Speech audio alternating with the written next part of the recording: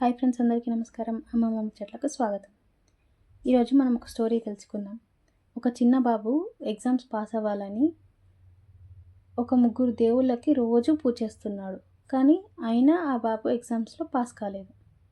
అయితే ఆ బాబు దేవుళ్ళని నాకు హెల్ప్ చేయలేదు, నేను వాళ్ళకి పూజ చేయను అని ఆ దేవుళ్ళ బొమ్మలను మెట్ల కింద పెడతాడు.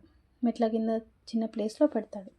ఆ తర్వాత వేరే దేవుళ్ళ ఫోటోలు తీసుకొచ్చి పూజ స్టార్ట్ చేస్తాడు. అయితే పూజ చేస్తున్నప్పుడు పూజ సాంబ్రాణి పొగ అనేది మెట్ల కింద ఉన్న దేవుళ్ళ దగ్గరికి వెళ్తుంది.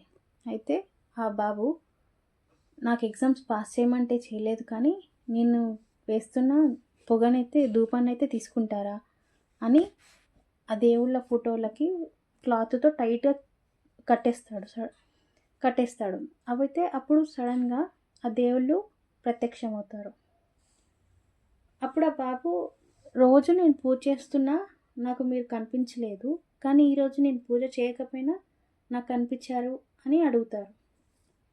అయితే అప్పుడు ఆ దేవుళ్ళు ఏం సమాధానం ఇచ్చారంటే, రోజు మేము బొమ్మలు అనుకొని పూజ చేస్తున్నావు, ఈరోజు మేము నిజంగా ఉన్నామని, నువ్వు ఇస్తున్న ధూపాన్ని మేము తీసుకుంటున్నామని మాకు గుడ్డ కడుతున్నావు, మేము ఉన్నామని నమ్మావు కాబట్టి మేము నీ ముంగటికి వచ్చాము అని చెప్తారు.